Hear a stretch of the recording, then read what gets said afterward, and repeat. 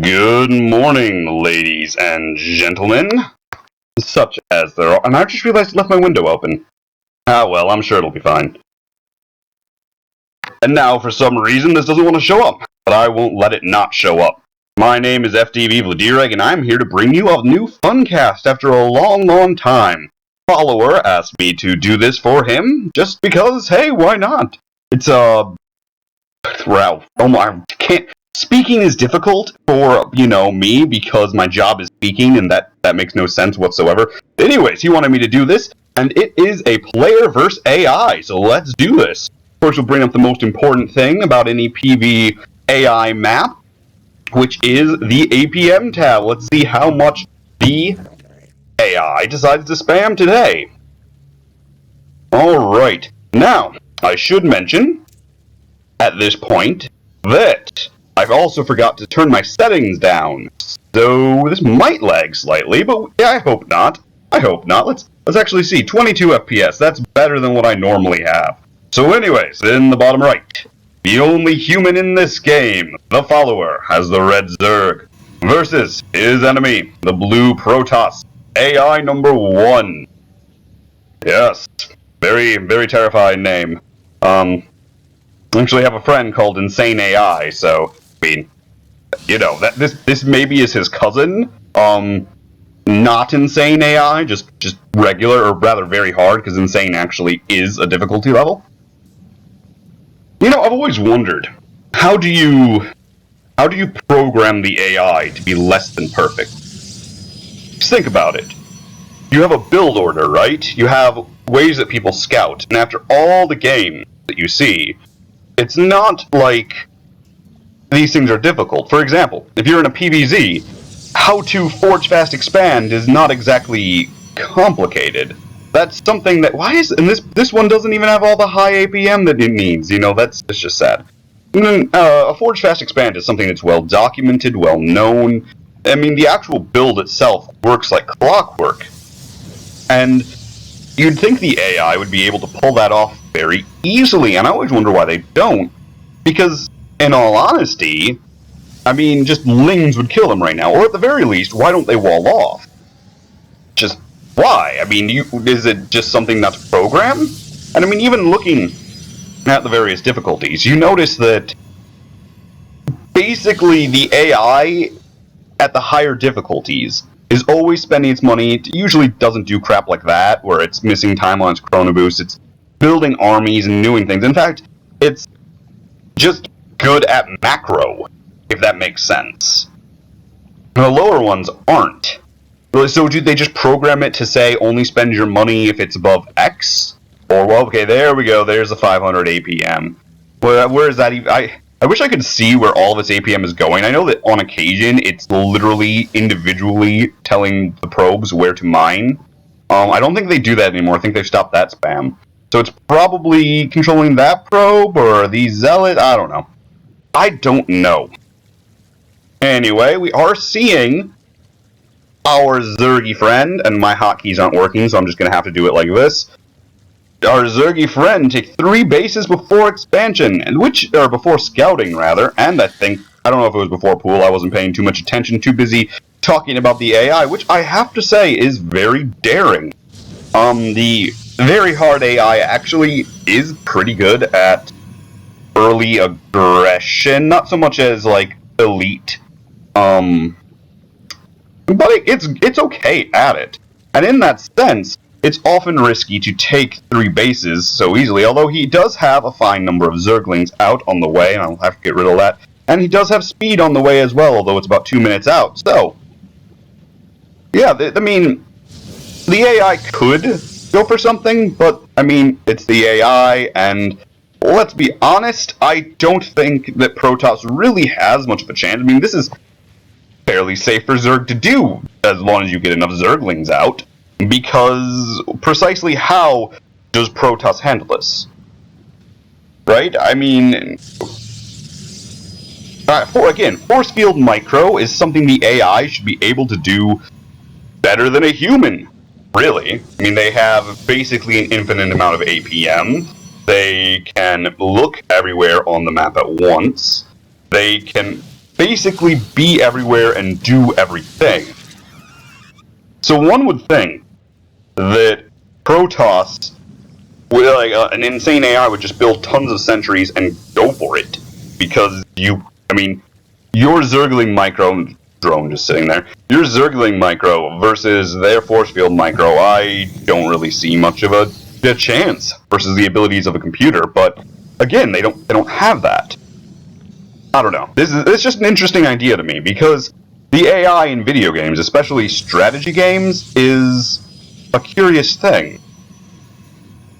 In essence, you're trying to program the game to do what humans would do, but at different levels of difficulty. So, like, different levels of skill. Alright. Actually, probably could have ran by there. He would have lost a bunch of Zerglings, but he could have gotten into the mineral line, done a little bit of damage. Wouldn't have done too much, but frankly, Lings are fairly expendable. Or they would be if he was mining on all of his bases. Actually, really the drone count and larva injects are something that he really needs to think about, as well as getting his lair up. Around this time, I think actually you probably could be getting hive if you were really just striving for it. My Zerg timings are not the best, unfortunately, because I don't play Zerg, although, again, with Legacy of the Void coming out and the nerf to Colossus, I better start. Not a whole lot I can do there. But notice things like the fact that the AI is good at, when their pylons come down. I mean, this is very hard, and he's spending its money okay. It's not spending it well. I mean, as in, it's not spending it on things it should. Like, these Stalkers, for example, probably would not have been... Well, they would have been fine if he had had a wall-off of any sort. But since he didn't, they are not. Lings just are incredible. Their damage is just ridiculous, and Stalkers are actually pretty pathetic. Made up for only by the fact that they do have quite the mobility. Anyways, now you've got Lings in your mineral lines, and of course the AI just orders some of the probes to attack. Not all of them, though, which is interesting, because if they'd all attacked, all the Lings would be dead, but it's only one Ling survive anyways, so maybe it was just enough. But and this one doesn't show up with that. Let's actually take a look. 6 workers killed, 20 to 42. This is not looking good for Protoss. Again, it's a matter of, sorry about that. I left my window open, and I'm too lazy to get up and do a whole nother recording and do that again. So you're not going to have me close it. So deal with it. Again, though, why is the AI not programmed to make a wall? I mean, Zerg versus AI, any AI, really can just stomp them because of how strong Lings are. If you're out of position for a second, I mean, if you have your wall off, if you have your zealot positioned properly, the Lings are basically nothing. They're dirt. They're less than dirt. You can stomp on them without even looking. But without it, they're possibly the strongest unit in the game, just simply because they just run by and destroy everything. They don't even need to fight you. Well, that's a conversation for another day. Actually, talking about the builds of our players, and we do actually have a lair on the way. Finally! It's a little late, but you know what? That's okay. That's okay. Getting some of his drones up, needs to work on that a little bit more, maybe get in the gases. Gas is less important for Zerg, but at this point it is very necessary, especially since he's slightly more saturated than needs to be in his main base and undersaturated in his other 2. Actually, I would probably just take 3 of these and then just expand here. And I would almost ignore this expansion entirely, because you have enough pressure. You have, you've killed drones, you've pressured the Protoss. It is probably safe to take and expand. Now, the Roach Ling push here, I don't know if I agree with. If only because we've seen lots and lots of Stalkers, and there's less Lings so much than Roaches. Lings will do actually very well versus this, because there's not enough sentry energy to create a lot of force fields, and not enough zealots to take any real damage. I think there's only... Oh, there's 4... Oh, okay, there's that 5. But yeah, there's 4 zealots. So there actually is enough here to be a threat to this force, and he knows it, so he pulls back. Well done. Well done indeed. I spend way too much time actually... Why are my hotkeys not even working? See, See, that should not have happened. Because that should be my cancel for my hotkey. So my hotkeys aren't even working. I'm actually having to flick at the moment. I will figure that out in a second. Maybe it's a mix-up with my recording software. I actually hope I still am recording, because gosh, that would be annoying. But yeah, but as we look at the upgrades, we actually see that, yeah, Zerg has good advantage here going for the melee attack. Melee! And this is a fun note about Zerg upgrades. Melee is good in the early game and in the late game, but not in the mid game. Whereas missile attacks are good in the mid game, but not so much the early or late. That's because, of course, the Broodlords are air, so they don't need any of that, really. They don't benefit from anything from the Evolution Chamber, except the melee on the Broodlings, which actually causes them to do a good amount of damage. Archon, this is actually a strong force, and one that I approve of quite a good deal. Which are more Zealots, but Zealot, Archon, Stalker with this much Sentry and a good amount of Zealot, Archon, Immortal with this amount of Sentries and some Stalkers is very strong versus Zerg. In fact, the only real way to deal with that, I believe, is Broodlords. Simply because Archons are so good versus Muta, especially with Sentry support, and no amount of Roachling is ever going to break this if he had Storm, but I don't actually think he does. So, in that case, he probably could actually crush this with Roach Hydra.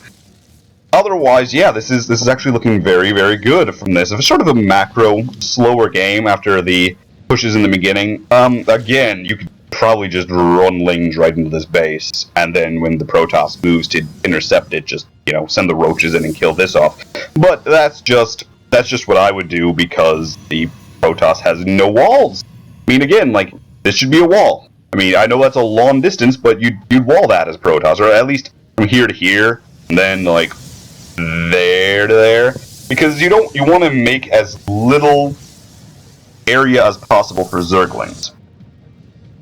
And really, it doesn't matter if the roaches are able to attack while your army doesn't. Stalkers outrange them, so you can actually shoot with your stalkers from behind the wall and use storm and whatnot, while keeping your zealots safe.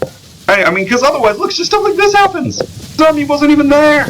I mean, gosh, you actually gotta do stuff, AI, as my game decides to slow down to almost nothing.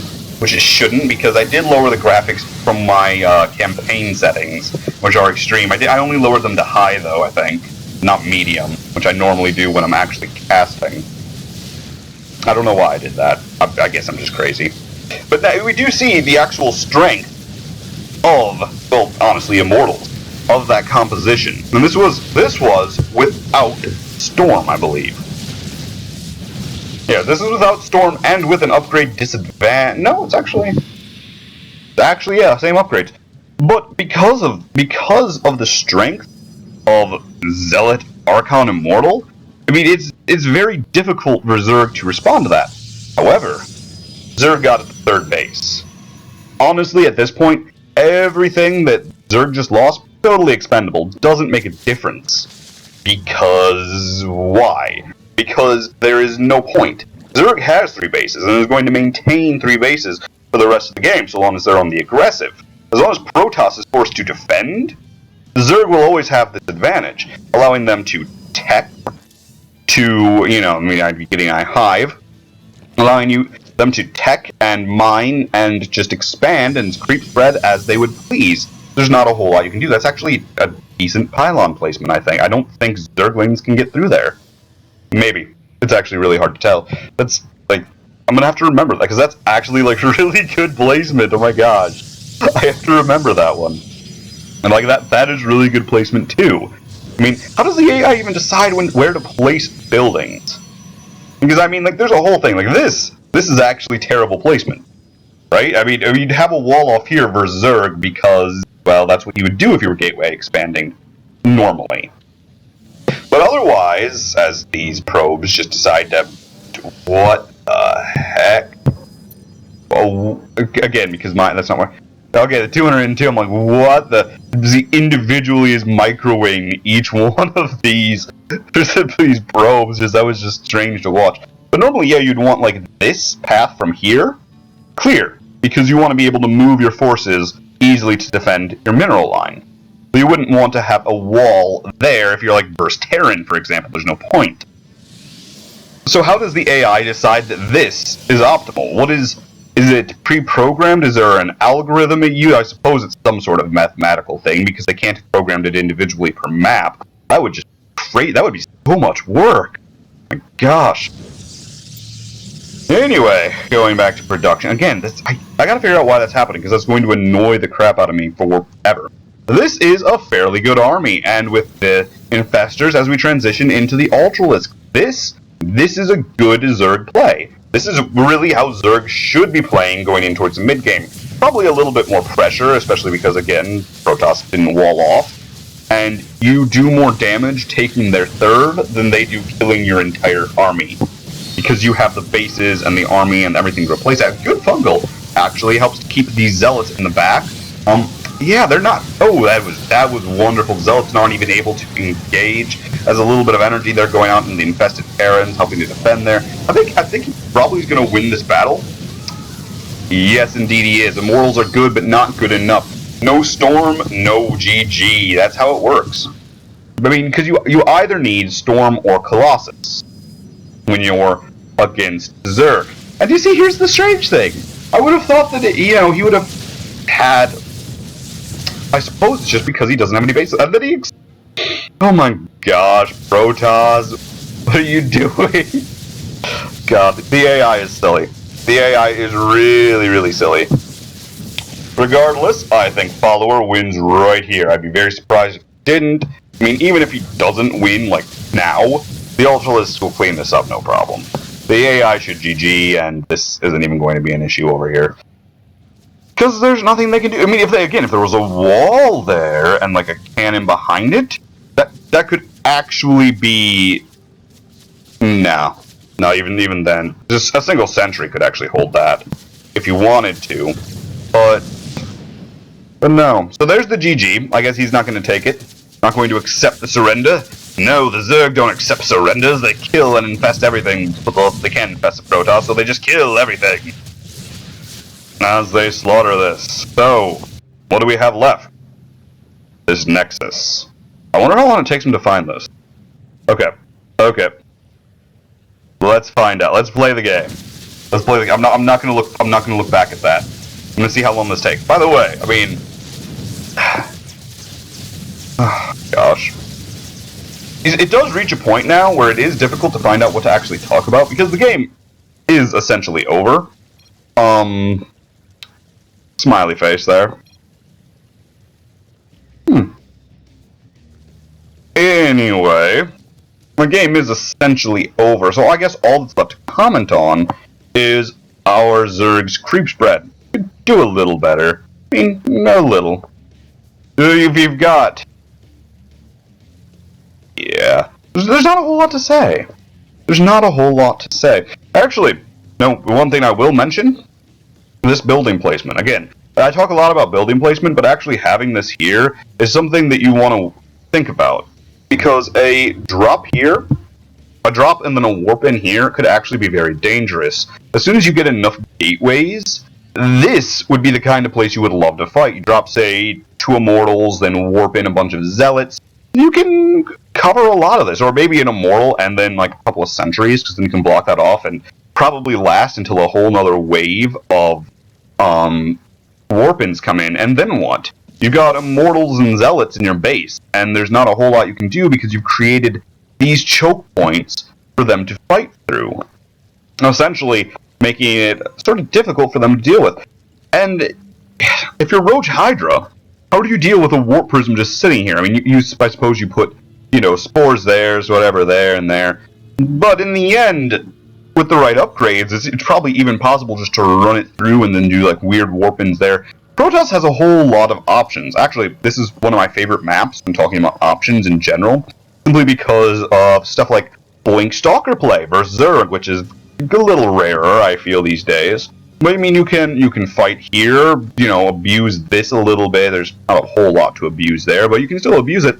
And then instead of, going to the next logical attack place that Zerg would think, you just walk over here, blink up there and start attacking the main base. You got the options.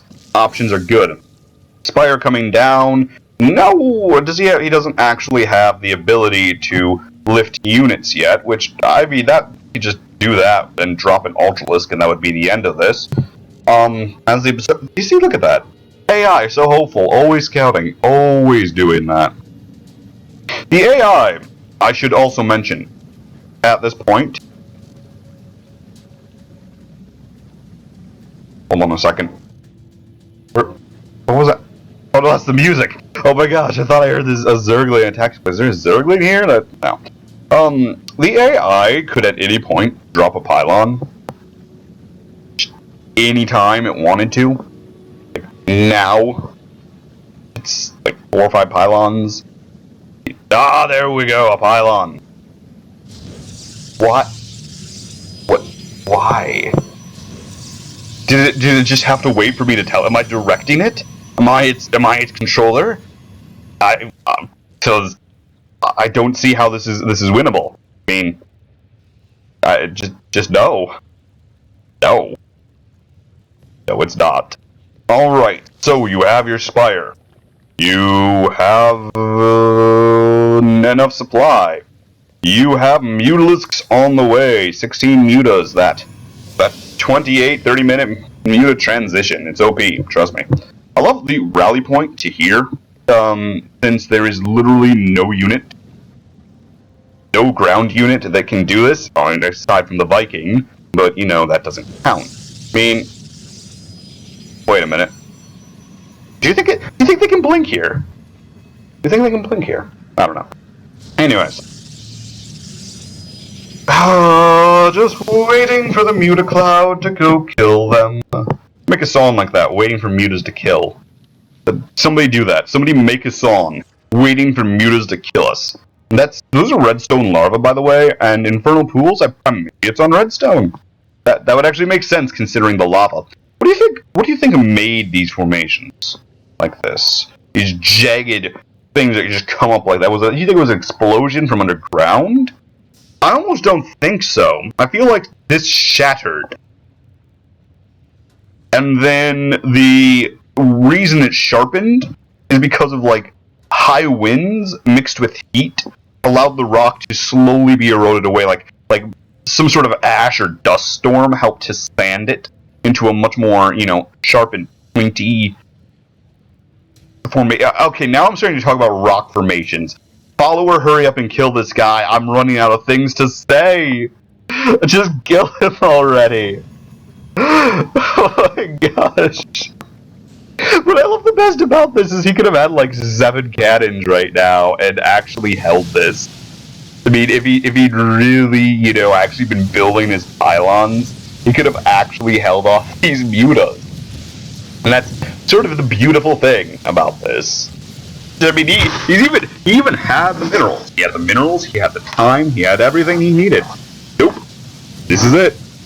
Now I just gotta wait for the mutas to do their slow work. 1.52 is their attack speed, and it's a void. You see, now, let's just say for a moment that you had not given up all hope right here, with Zerg having complete control of the game, a flock of mutas destroying your last base, and the fact that he has Ultralisks. Why would you build a Void Ray? Your literal only hope, so much as you... Follower, what are you doing? Thank you. Your literal only hope would be a Phoenix. And somehow hope that the Zerg would just try and kill the Phoenix more than kill your buildings. And that would be your only hope, but the AI chose a void. Have I even ever seen an AI do that kind of micro? I don't feel like I have. Oh well, that's the game. I'm FTV vladerag signing off. Or I will be as soon as this decides that the hotkeys for my recording to stop will work. Haha, now I'm signing off.